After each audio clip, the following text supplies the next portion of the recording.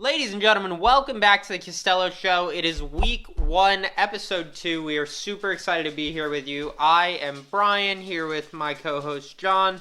Guys, we got a bunch to get into this week. Obviously, week 1 of the MLS, so a lot of matchups to cover, some interesting lines we'll talk about as we're early in the season. John, where do we want to start today? So normally we recap the previous week. There is no previous week. But there was the first round of the CONCACAF Champions Cup. So I would like to talk a little bit about that. Yeah. I don't particularly care about that tournament. I don't either, I'll be honest. But it'll give us a little insight into some of these teams. And I think that those games can affect this weekend's games. You know, right. Midweek games, early in the season before players are necessarily match fit, and then having to play another game. So Tuesday night was the first game. It was LAFC at Colorado. That was a 2-1 Rapids win. 2 goals from Mihailovic. 1 PK and 1 free kick. So he's starting off the season with a bang. All the scoring for this game was in the second half. LAFC's lone goal was a header from Aaron Long in the 87th minute. So not really any of their attacking players or anything. Aaron Long is a defender who can score goals. That wasn't like a huge surprise. But a lot of those big names didn't get on the score sheet. Right. That was the only game. Tuesday, Wednesday was the main day of games. Mm-hmm. There were 4 games that day. RSL was at Herediano, I guess. That's in the Costa Rican Primera Division. Gotcha. Yeah, which I don't care anything about. No. And that game pretty much ended the way that game sounds. 0-0 draw. RSL, no Chicho, no Andres Gomez. Against a Costa Rican team that I've never heard of. I don't know who RSL is leaning on now. Diego Luna? Really, yeah. Not enough to carry a team, even when you're playing a Costa Rican champion. You need more than that. Yeah, and then Seattle was in Guatemala. And that's something, too. When you look at this weekend's games, RSL traveled to Costa Rica. Yep. Seattle traveled to Guatemala. Cincy traveled to Honduras. So a good amount of travel. Seattle, though, won 3-1. Big. Really, really good game as far as the stat sheet goes. Newly acquired Paul Arriola. Pedro de la Vega, who we expected a lot from last season. Yep. And the... Is that your birth control timer? It is not. But De La Vega, who was hurt all last season, this could show who he's going to be this year. And then, of course, if Seattle's scoring, Rusnak's on the score sheet. Right. So, and he didn't even start. And he still scored. So, they could be off to a really fast start, which could mean bad news for Charlotte. Yeah. Well, and we'll see. Hopefully, Charlotte, their travel gets offset by Seattle coming back from Guatemala, and, we'll see what happens there. This next one, Miami, Kansas City, this one I could not escape because the Messi goal was all over Instagram with people being like, oh, they said Messi couldn't do it on a Tuesday in the cold. And it's like, who said Messi couldn't do it ever? Actually, it's funny. I looked at the, which game was it? The Colorado LAFC game. Mm-hmm. MLS's site didn't actually report it right. I couldn't see who the second goal by Colorado was. Yeah. So I had to go to ESPN. If you go to ESPN's site and click on MLS, it's just all pink. Yeah, I can see that. Messi. It's like 30 articles, every one of them about Inter Miami or Messi. Yeah. It's...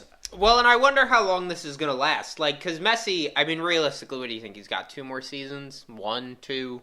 Yeah, probably max 2. It can't be more than 2. No. Is everything still going to be pink? Like, are we going to come? Are we going to come back from this ever? Until he stops playing there, yes. It really... Fun you saw last season. Yeah, no, it was inescapable. The set for the whip around on Apple was pink. Yeah. The set was pink. It's No, it was insane. But Miami do squeak out a win there, 1-0. Against what I think is going to be a pretty bad SKC side this season. So. Well, and they're definitely one of those teams that, where it's like you just pick any striker against that, like, someone will score against them in this game. Well, and they've got Agata and Jovic. I mean, those guys can score. I don't know how much Jovic will score without all those LA Galaxy guys around him. Right. Well, and what'll be fun to see is, can Kansas City be almost like Montreal was last season, where they're losing games 4-3, they're winning games 3-2. Portland. Yeah, Portland's another one where it was like attackers on both sides last season. Yeah, so and they could be. I mean, Agata and Jovic, one of them subbed in for the other, so they didn't play at the same time. I mean, if you put the two of them up top together, you'd like to see them play off of each other. You would think that they could definitely score some goals. So, Cincy against FC Motagua from Honduras. I don't have a final score here. It was 4-something. I feel like it was 4-1. I mean, nobody cares anyway. But here's what you do care about. Pavel Buka, 2 goals. Denke, goal. Evander, goal. Big. I mean, it's literally all the guys that they're banking on besides Arjano. Yeah. So, they wanted Buka last year, and he didn't really do much. 2 goals in this game. Denke up top. Boom, goal. And when we had to replace Lucho, we get Evander. Goal. Yeah. So. Well, and we said it last week. I really don't think there's a better replacement for Lucho. I cannot think of one, honestly. If I have to fill a Luciano Acosta size hole in my lineup, there's... Yeah, really. I mean, 5 or 6 players in the world I can think of that I really want. Evander is one of them. In the world? I'm being exaggerated. I mean... Here's the thing. There are guys that I've never heard of that they play in Italy and you could slot them in and they'd be awesome. Right. But guys, let's say within the realistic price range. Yes. There's 6 that I think you could really consider. Yeah. So that was Wednesday. Thursday night, Vancouver at Saprissa. Another Costa Rican side. So Whitecaps lose 2-1 on a goal in the 95th minute. I looked at the lineup card. It was pretty much Vancouver's best 11. So I don't know.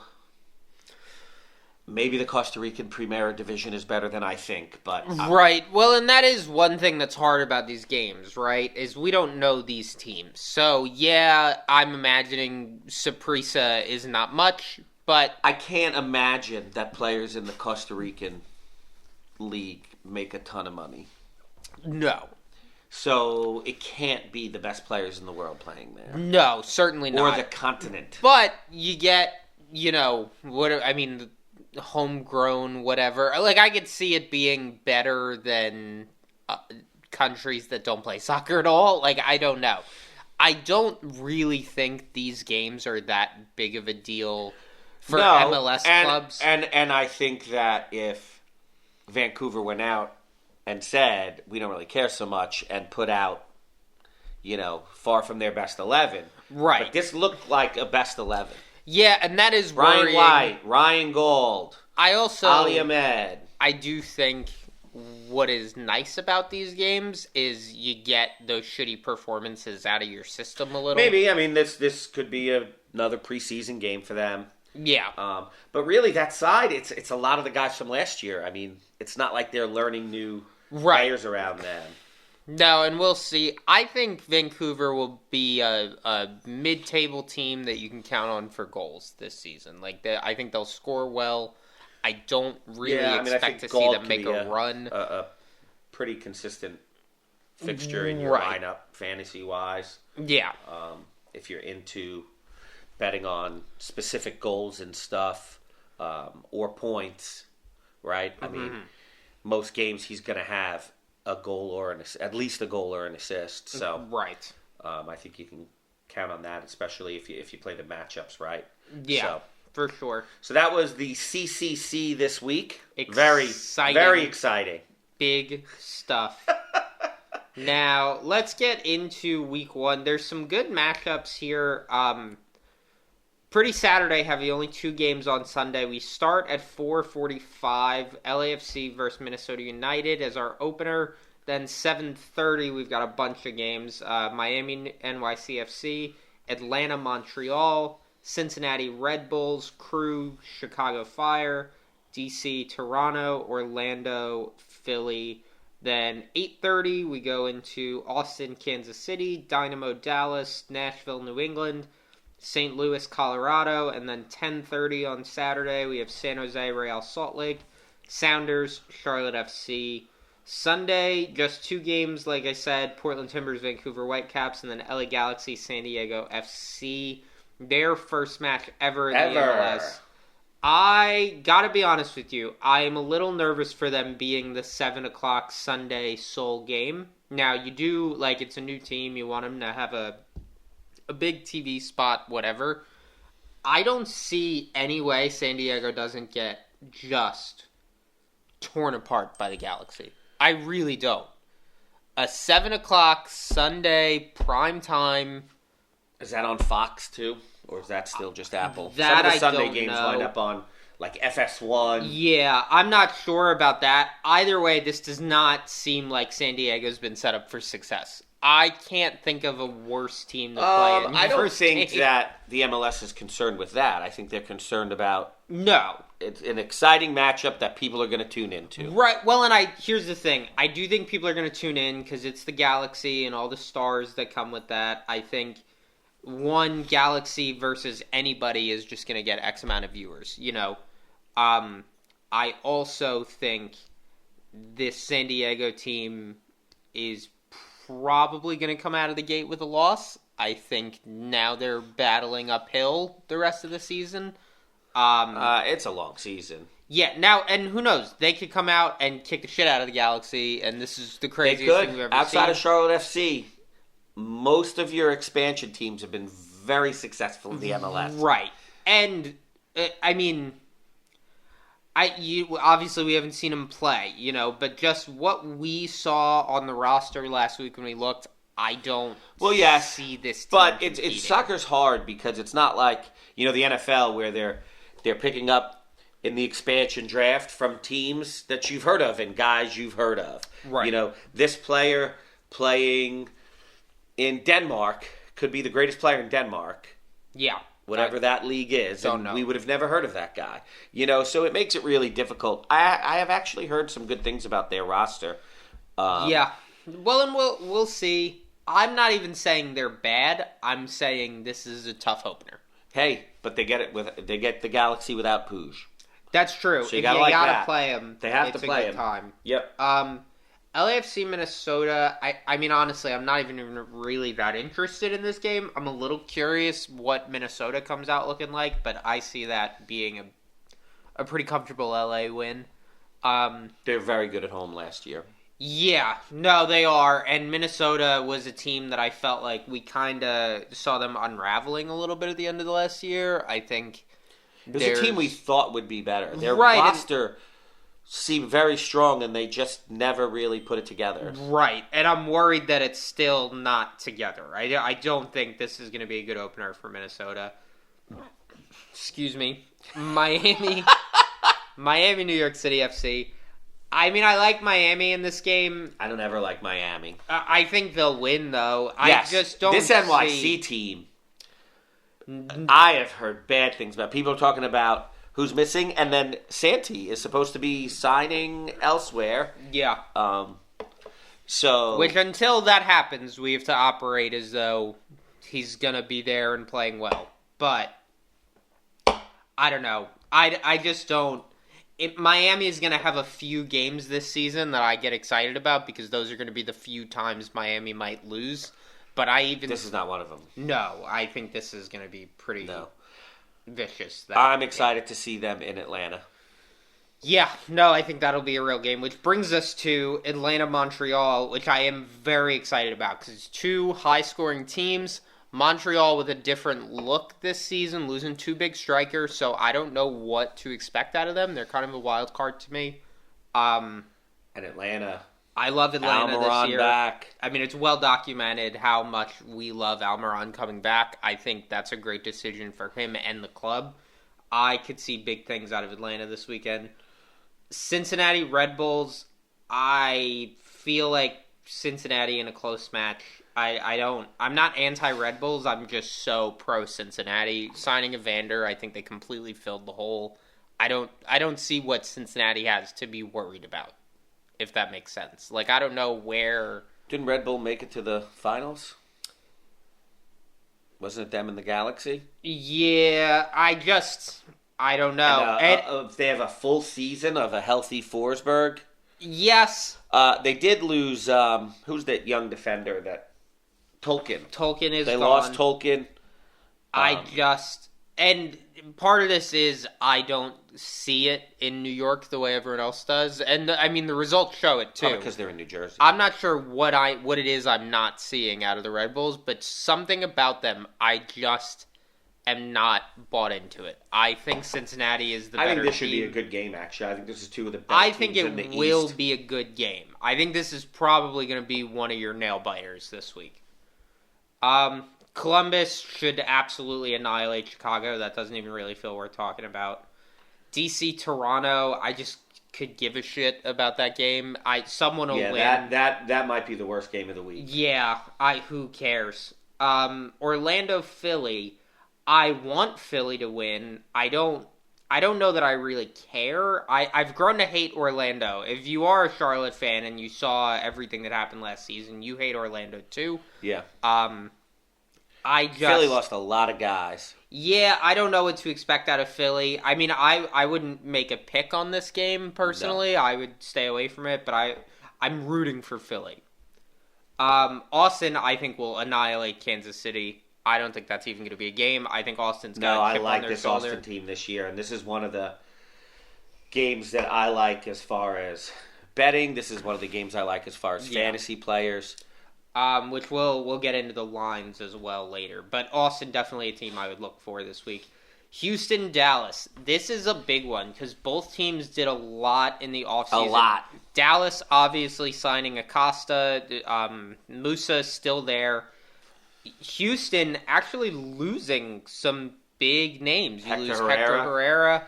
I don't know what to expect out of this game. Part of me wants to say Dallas in a landslide. Steve Clark. True. I'm thinking Dallas. Originally, I was thinking like 3-1, 4-1. I'm thinking Dallas. It is in Houston. Right. I think Dallas 2-1 or 1-0. I think it's tight. I don't think either side is going to come out full-on swinging. I think they're both going to be worried about giving up the easy goal. This is a rivalry I'm excited to watch for the rest of the season, though. Dallas-Houston, this is a fun game. I don't think either team is head and shoulders above the other one, and I don't think... Well, as the season goes on, though, Dallas could really shape up to something as these players... Yeah, and we'll have to see what Dallas becomes. We've seen Lucho can carry a team. Yes, and here's what I am worried about. Because it could go one of two ways. Either Lucho is now this great piece that you're adding to an already decent Dallas team, and everything gets better, or insert Lucho. Now everyone's got to adjust to how he does it, and it's the Lucho show. Yeah, that'd be silly. So we'll see what they come out looking like. I think Dallas is going to win that game, but that really could go either way. Nashville, New England, I don't care. New England's just so bad, and they lost Nacho Heel. Carlos Heel. The worst of the two heels, but they needed both of them, to be honest. I really think New England's going to struggle this year. I do too, but they've brought in some pieces. It's definitely a rebuild, but having Heel is always gives you a shot at winning. Yeah, for sure. St. Louis, Colorado. I like Colorado. St. Louis, again, didn't really do anything this year, I felt like, with transfers and signing people. No, but they had a lot of good pieces that just didn't really perform last year. Right. And that's a strong roster. Do we give them more time, or is there a catalyst we need? Because to me, it's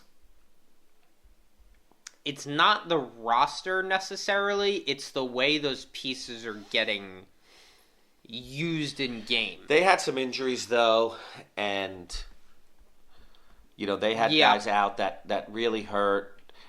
And then sometimes you start losing, and then it's tough to get back on track. They were coming off. It was their second season. In their first season, they won the West. Yeah. And then all of a sudden, you're not winning, and that's very difficult to overcome. Yeah.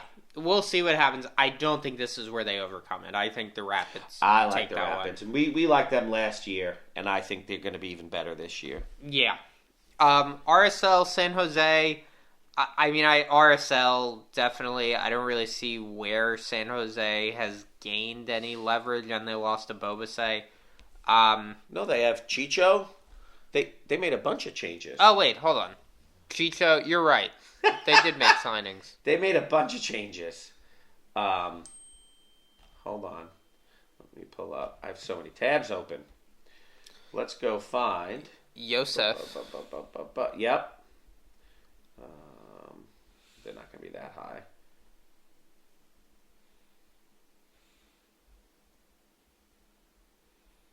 Are they not on this list? I'm just scrolling too fast. Here we go. Yeah. So, the big signings here are Chicho and Yosef Martinez. Yep. And their new coach? Bruce Arena. Bruce Arena. Now, I think Bruce Arena... And by the way, look. Mark Anthony Kay, from the Revolution. Dave Romney, from the Revolution. Earl Edwards Jr., from the Revolution. Ian Hart, from the Revolution. So... that was the team he put together, the guys he liked. I don't like Bruce Arena. I think he is overrated.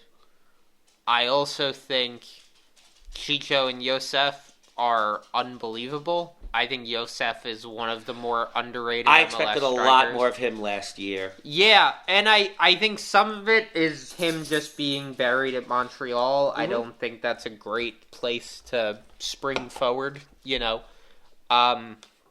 But actually, Yosef is a player I'm really curious to see what he does in a new locker room. I hope the two of them are playing together a lot. Right. And it's not a this one or that one kind of thing. I agree. That would be sad to see. Because I think part of what makes them both good is their ability to play off of someone else.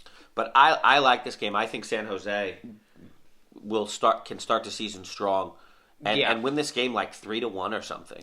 That would be big for them, especially coming off last season. I think San Jose... Awful season. They need to... If they're going to be around this season, they need to start early, and they need to come out swinging. Charlotte, Seattle... This could be a great game. Yeah. This is two teams that are expected to be pretty high up in their conference. This is the only game of the entire week where a team goes from one coast to the other. Yes. So, which is always difficult. First game of the season, Charlotte has to go all the way to Seattle, all the way north, and all the way west. Yeah. Now, I will say, even with that in mind, I kind of like Charlotte. I think Zaha is going to come out swinging. I think he's excited to be kind of back in the limelight. I think the people of Charlotte need a win here. I think last season was rough. A lot of signings, a lot of anticipation. I feel like when Charlotte's expected to be good this season. Yeah, and I feel that. When I go out in the city, I'm seeing Charlotte FC stuff. I'm seeing T-shirts. I'm seeing jerseys. I'm seeing Zaha graffiti around the city. There's a lot of expectation. Seattle played on Wednesday. Yeah. So even though Charlotte's, they're traveling from North Carolina all the way to Seattle. Seattle just came from, where'd they come from? Guatemala? Honduras? Guatemala, one of those. Yeah, that's farther. Seattle, Guatemala. So they were traveling as well. Yeah. Sunday, Timbers, Whitecaps. Timbers, I think. Timbers without Evander is not an exciting team. No, and I still think Timbers win that game. They have good players. But I don't think Jonathan I really Rodriguez. care about it. Yeah, Anthony. They have good players. I wanted to watch Timbers games last year. I don't anymore. Yeah. I think I see the Timbers kind of narrowly winning this game. Ryan Gauld scares me. I think he should be more consistent than he is. I feel the same way about Brian White.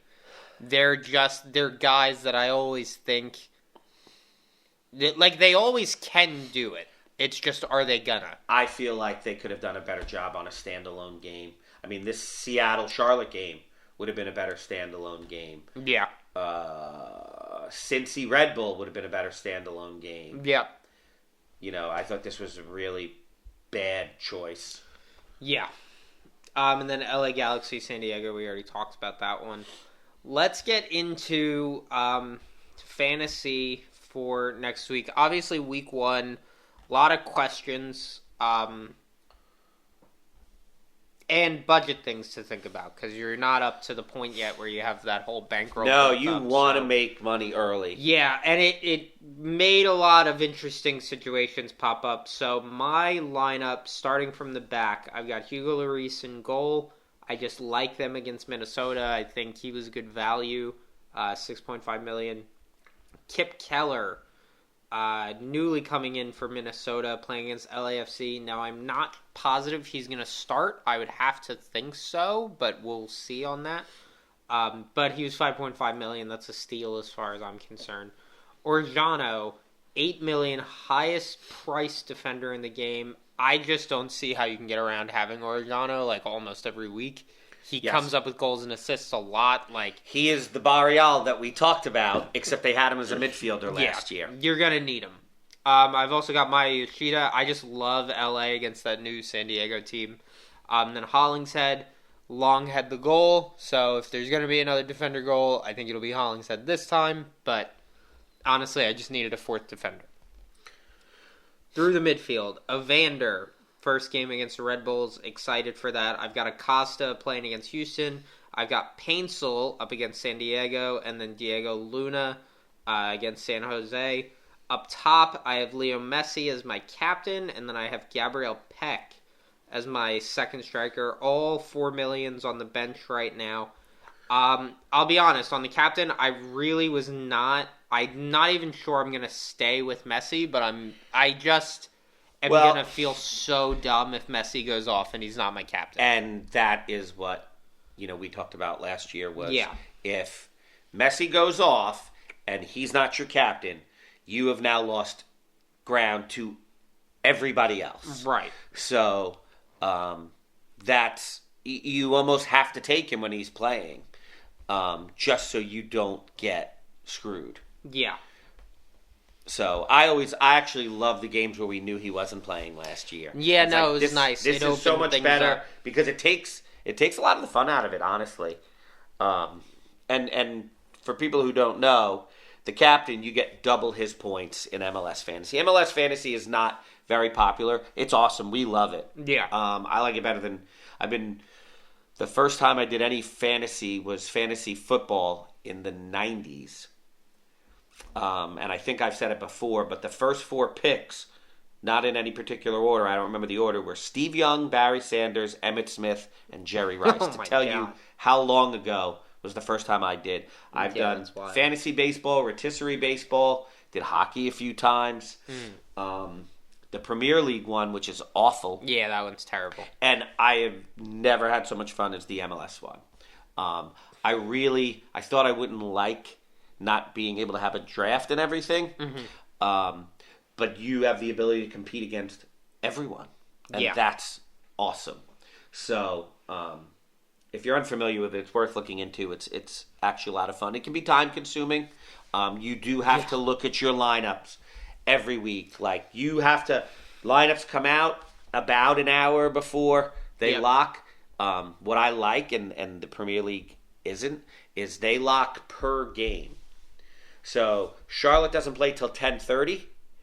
Charlotte doesn't lock at 7:30 when everybody else starts playing. They don't lock until 10:30. So you can always see the lineups and make those adjustments. Right. And I think it's much nicer. You start, say, Salah, and they're playing on Sunday, and then, he's going to sit this week to get a rest because they had Champions League games, and he's just on the field, and you're just screwed. Yep. So it's really dumb, and this is So much better. For me, I love using all the statistics and data. Week 1, there isn't any. So week 1 is very difficult for me.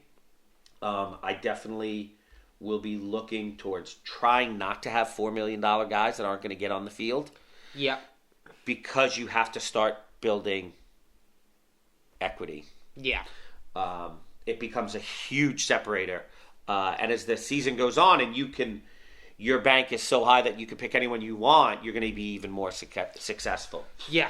So I don't have like a steadfast lineup at this point, but I can tell you some of the guys I like and some of my thought processes. I like McCarthy, LA against San Diego. Yep. I like Joe Willis. I think Nashville could have a shutout. I've heard that Drake Callender might not start.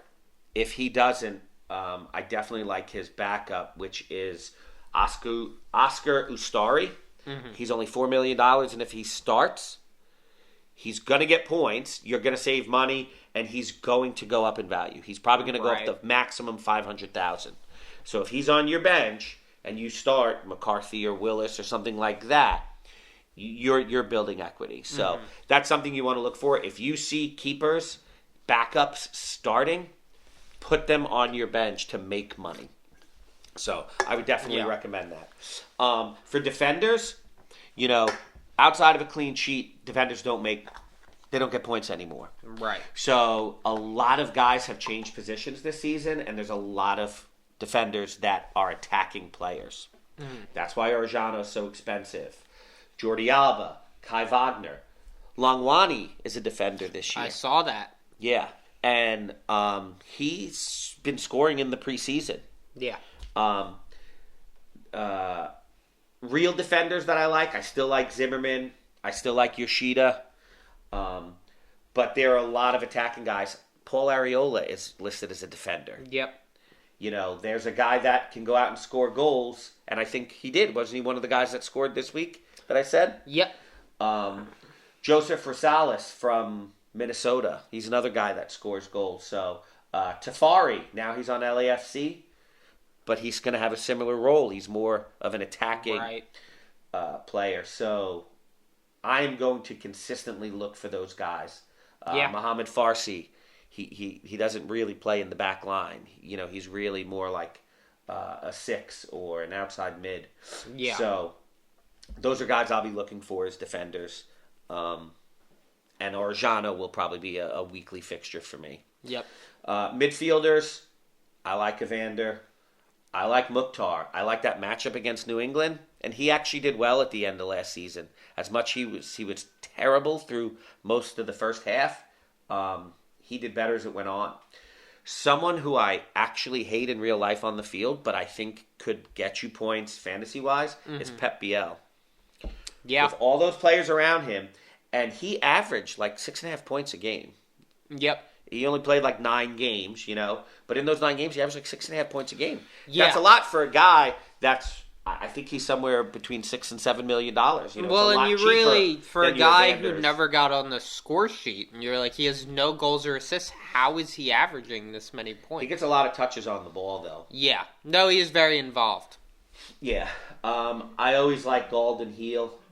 With Puig out, do you really like Marco Reus? Things have to run He's through one him. I thought about for sure. Puig is out. They don't have Jovic anymore. Those guys that are left, one of the things about LA that was difficult is there's going to be goals, but who's going to get them? There's so many to spread around. Now there's not so much to spread around.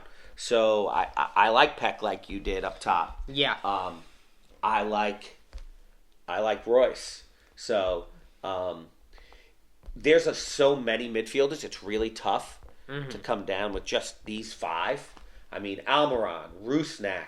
Yeah, no, it's a big list. It really is. That is always the most difficult position for me. Yeah. But it is a position where you could probably find a little value and not have to go with the most expensive guys, especially in week 1 when you have a limited budget. Up top, you always have to have Messi. If you don't have Messi and he goes off, which can always happen. Yeah. I mean, you're just screwed. I like Peck. I like Peck, period, and I like him in this matchup. I like Tiari in this matchup. Yeah. And he's way less expensive than some of these other guys. Right. You like Messi, Peck, Bawanga. Yeah.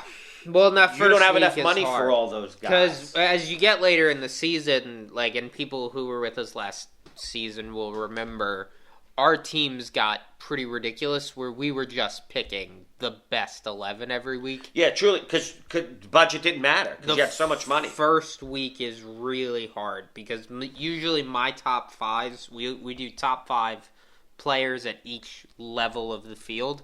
Usually my top 5 is what my ends up being. It's not even close to Right, you don't have to make those tough decisions. Yeah. And in some ways, it's actually a little more fun. And figuring out, when there are weeks when you're like, this guy's a good value this week. And you're like, well, I'm not going to start him over Lucho. Yep. And I have enough money where I don't have to make that decision. And then it kind of it's actually not as fun. Right. But I like to win, so I want to make a lot of money early and then take the best guys. And then the last thing we wanted to talk about different betting lines. So for this season, I want to cover those first. And this is all with BetMGM. That's the sports book I use. You can use whatever book you want. It doesn't matter. Unless one of them wants to write us a check, in which case use that one. But Miami favored to win it all at plus 350 right now. LAFC in second at plus 550. LA Galaxy plus 700. And Columbus and Cincinnati at plus 900 each. Some other teams, obviously, farther down the list. Charlotte was one that I always check, plus 4,000. 40-1. There's some interesting ones. Miami being plus 350, honestly, I expected them to be favorited. I think that makes sense. I'm a little shocked at the number, but it's hard to be. Which direction? I would have thought it would be higher. I would have thought it'd pay out more. No, I would have thought like plus 450, plus 500. We're huge, heavy favorites, man. And you're talking about betting odds. People who don't know anything about the MLS that want to go ahead and place a bet, who they're going to pick. Yeah, they're going to bet on Miami. That's true. You know what I mean? So as a bookmaker, you are going to move those odds. Right. As far as this week goes, so safe money to me is probably on LAFC minus 115. That's going to get you the best payout for any of those should be sure thing home teams. Miami's another one, but they're plus 135. Honestly, I would rather bet LA over Miami and take the higher payout, even though I'm pretty confident in both of them. What is Miami paying to win? Minus 135. I would bet that all day. Yeah, I mean, minus 135 is good money. And they're playing an awful NYC team. Right. At home. Home opener against an awful... There is no way they will lose that game. No, I like minus 135 for Miami. I'm shocked that is that low. A couple of I thought that would be minus 200 or more. There's a couple lines that I thought were weird. Cincinnati plus 100 at home playing the Red Bulls. I do think the Red Bulls are good, but Cincinnati at home, I like them. Even money, I think that's worth it. What's Atlanta getting? Atlanta is minus 175. Yeah, see, way more than Miami. Yeah. I like them too. Montreal is plus 425 in that game, in case anyone was interested. You're throwing your money away if you put it on. Yeah, Austin minus 140 playing Kansas City. I mean, that seems I like fair. that a lot. Charlotte plus 350 in Seattle. I like Charlotte the best of any of those pluses. Yeah, I mean, they're just so heavy. Not favorites. They could win that game. Plus 350. It's a good Seattle team. Home opener. Crazy. That place is going to be going crazy. They have a great fan base. Charlotte's coming from across the country, but Charlotte's a good side that actually should have an attack this year. Yeah. So, I mean, they were the best defensive team last year, and now you just gave them an attack. So, I mean, they could... Yeah. And then the last one, Colorado Rapids playing in St. Louis, plus 230. I just like Colorado at St. Louis. Getting money, I like that. Yeah, as well. Even money, I don't know, because Colorado's on the road, but Colorado plus 230, I think tips it towards Colorado. What's San Jose? San Jose is plus 125 at home. I like that. Yeah. Yeah, I do. Well, there you have it, folks. All right. John, is there anything else you want to say to the people? Nope. Not this week. All right, guys. That is our show. Tune in next week, and we will get to recap finally. It's exciting stuff. We Real will get games, into it. not this CCC crap.